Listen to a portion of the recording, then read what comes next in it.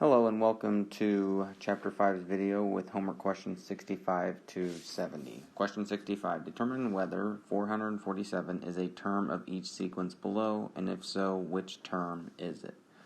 So, to be able to determine whether it represents a term of the sequence, this value right here represents t of n. So that's one of the terms in the sequence. So we will plug 447 in for each of these sequences, and we will solve for n. Now, when we solve for n, we're always going to be able to solve for n, but the question is, does n represent a natural number, or your whole numbers excluding 0? So 1, 2, 3, 4, 5, and so on. Does it work out nicely? So if we add 3 to both sides, this would be 450 is equal to 5n. Divide by 5, and we get n is equal to 90. So that represents the 90th term. So determine whether 447 is a term of each sequence below, and if so, which term is it? So the answer to this question is yes, it is a term of the sequence, and it would be the 90th term. So what that kind of represents would be t of 90. If this is the 90th term, it will equal 447. And we will just do that same idea on the rest of them. So we'll say 447 is equal to 24 minus 5n. Subtract 24. Once again, solving for n. And we get 423.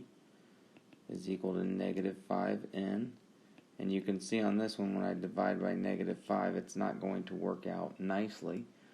So therefore, this will be no. 447 is not a term in the sequence.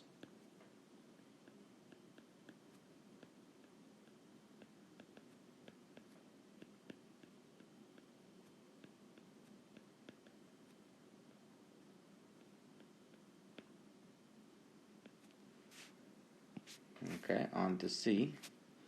We have t of n is equal to, I'm going to simplify this a little bit, negative 6 plus 3n, so I'm going to distribute the 3, and then minus 3. So the simplified version of the sequence would be 3n minus 9. And so now I'll go ahead and set it up. 447 is equal to 3n minus 9. Add 9 to both sides. That's 456 is equal to 3n. Divide by 3, and n is equal to 152. So therefore, yes, this one does work, and this would be the 152nd term. And once again, just another notation would be saying that t of 152 would be equal to 447. All right. D. So once again, same thing. 447 is equal to 14 minus 3n. So we'll subtract the 14 and get 433 is equal to negative 3n. And if we divide by negative 3, 433 divided by 3 is 140, negative 144 and 1/3. So it doesn't go in evenly. So once again, no, 447 is not a term in this sequence.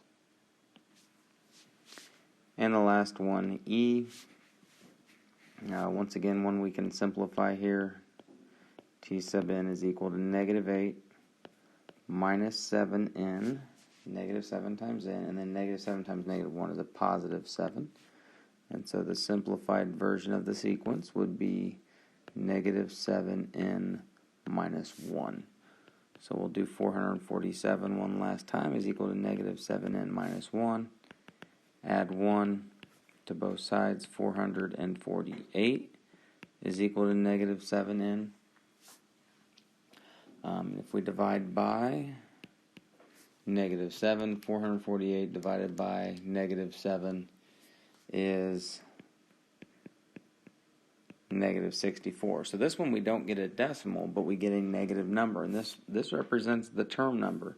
So if n is equal to the term number, can we have a term number of negative 64? And the answer to that is no, we can't. There's a first term, second term, third term, and so on, but we have no negative term. So no, negative 64 is not part of the domain or is not one of our term numbers. So that's how we can determine whether a term is actually part of a sequence or not.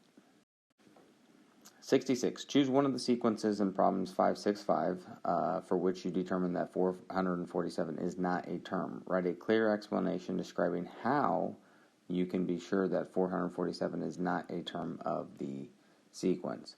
So this is your part to go ahead and write an explanation for what we just did. You can go back and pick problem B, D, or E. Those are the three that did not work. And I kind of went through the explanation of those anyway. So just take those explanations and write a clear explanation of your own describing how we can be sure that 447 is not a term of that particular sequence. Once again, you can choose one of the three, B, D, or E, to describe. Question 67. Find the sequence generator for each sequence listed below. Write an equation for the nth term in each sequence below, keeping in mind that the first term of each sequence is t of 1. So we'll start with sequence A, which is 4, 7, 10, and 13. So what we know is that t of 1 is equal to 4, but we need the initial value, so we need to know how it grows. Well, we know it grows on this one by adding 3 each time. So that's our sequence generator, is that we are going to add 3, okay? And so if we add 3, we can work backwards and subtract 3 to find the initial value. So t of 0, if you subtract 3 from 4, would be 1.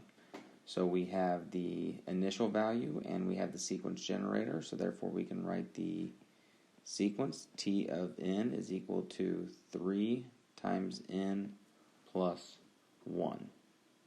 Okay, and so once again you're looking for the sequence where it starts, which is your initial at n equals 0, so you got to go back a term, and then what's the sequence generator that represents your slope of the sequence and the growth. So on B, you can see that we are now adding 5, but we have to work backwards to get that one, so we'd have to subtract 5. So t of 0, if we work backwards and we subtract 5 from 3, we get negative 2, and we know we are adding 5, so our sequence would be t of n is equal to 5n minus 2.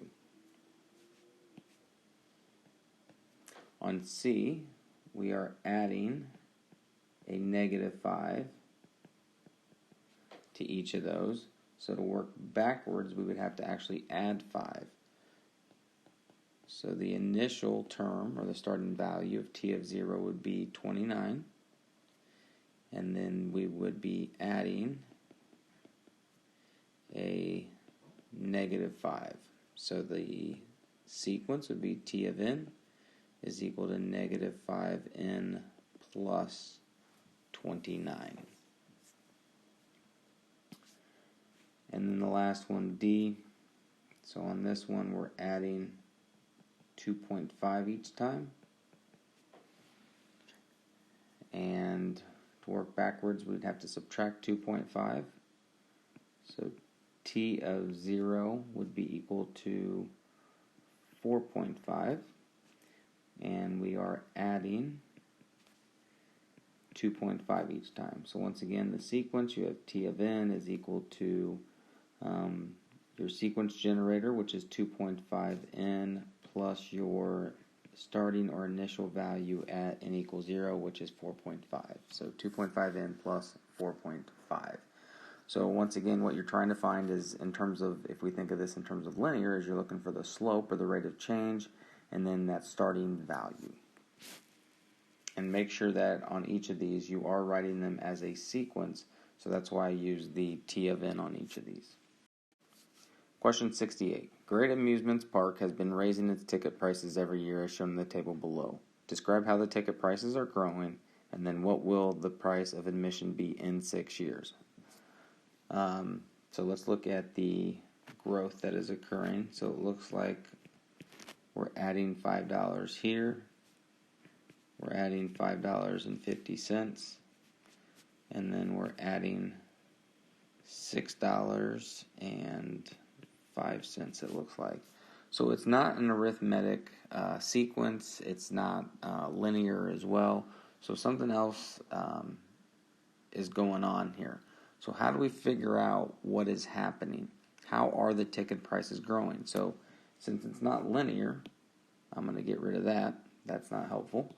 How else could it be growing? Could we be multiplying by something to get that next one? Well, if we're multiplying by something, 50 times something to get 55 would be very difficult to think about.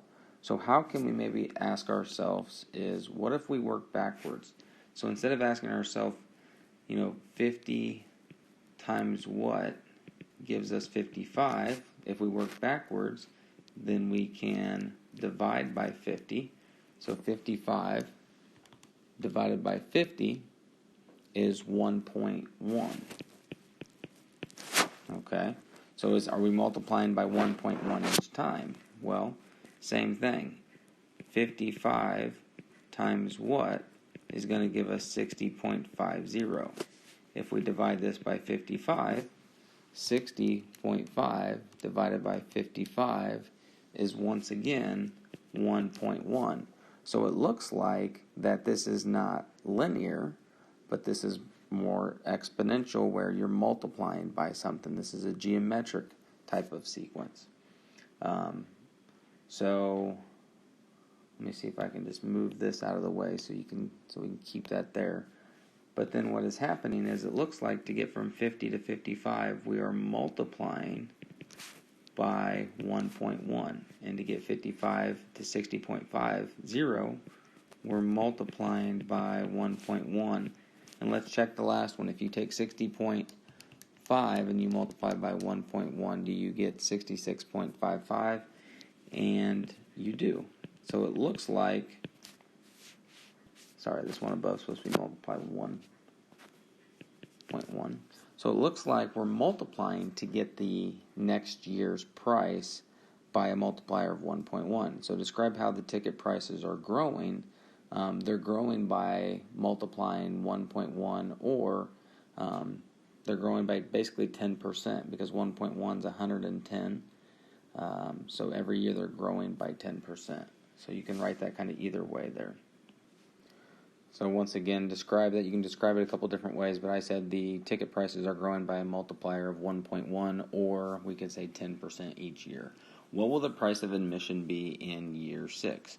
So we could continue out our table 4, 5, and 6 3 more times and keep multiplying. We also can think about it in terms of we're starting with 50, and then every year we're multiplying by 1.1. So to get year 1, that's 1.1. To get year 2, we would do it again. To get year 3, we would do it again.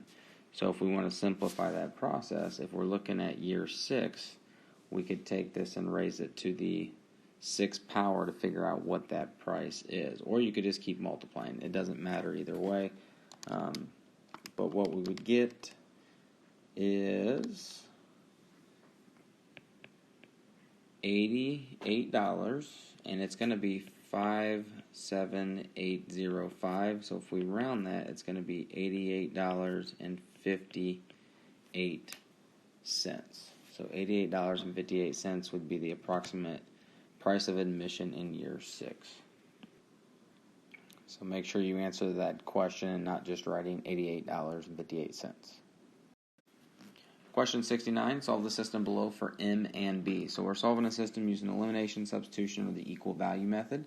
You can use any method you want. I'm looking at this and I noticed that my two B values are both B, and there's not a coefficient, or the coefficient is 1. So I'm actually going to use the equal value method. I'm going to solve for B in both equations. So B is equal to 1,239 minus, I'm going to subtract the 94m. And then on this one, B is going to be equal to 810 minus 61m, because I'm going to subtract the 61. So then I can set those two expressions equal to each other. And we will solve for m in the first equation here. So that's minus 61m. So I will add 94m to both sides. So 1,239 is equal to 810 plus 33m. And now we can subtract 810 from both sides. And that would be 429 is equal to 33m, and then divide by 33. And m would be equal to 13. So we have m is 13. Now to find b, we can take that and plug it back into one of these two equations up here.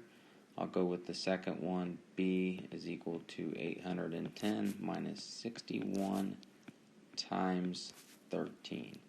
And if you do the math, you will get b is equal to 17. And so remember, write your solution as an ordered pair. And in this case, maybe we won't write it as an ordered pair just because the m and the b, usually it's an x and a y. Typically we write these in alphabetical order, so it would be 17, 13. But because of the way it's set up, I would be okay with just saying m is 13 and b is 17. And the last question here, number 70. Write an equation or system of equations and solve the problem below. The French Club sold rose bouquets and chocolate hearts for Valentine's Day. The roses sold for $5 and the hearts sold for $3. The number of bouquets sold was 15 more than the number of hearts sold. If the club collected a total of $339, how many of each gift was sold? Well, if we're going to set up an equation or a system of equations, we need to make sure we have a let statement. So what is it that we're looking for? We're looking for how many of each gift was sold. They're selling bouquets of roses, it looks like, and chocolate hearts. So we want to know the number. So we'll let R equal the number of bouquet of roses, and then we can let C equal the number of chocolate hearts. And so the roses sold for $5, so $5 times the number of bouquet of roses, and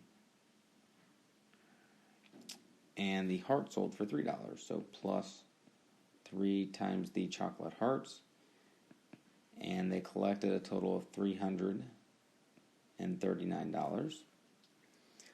Then it goes on to say the number of bouquets sold was 15 more than the number of hearts sold. So the bouquets that were sold were 15 more than the number of hearts. So the number of roses is equal to 15 more than the number of chocolate hearts. So we're just going to add 15 to the chocolate hearts.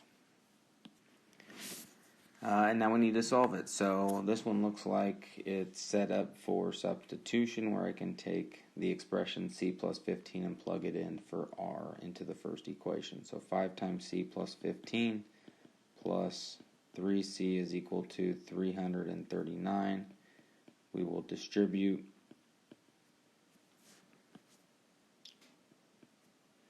Combine our like terms. Subtract the 75 to the other side as well. So we get 8C is equal to 264. And then if we divide that by 8, we get 33. So C is equal to 33, and that would represent the number of chocolate hearts. Now, to find the number of bouquet of roses, we'll go back up to the second equation and plug 33 in for the C value and add 15, so that would be 48. So we have 48 bouquet of roses and we have 15 chocolate hearts. So make sure you answer that question here at the end, how many of each gift were sold. And so I just wrote that as 48 bouquet of roses and 33 chocolate hearts were sold.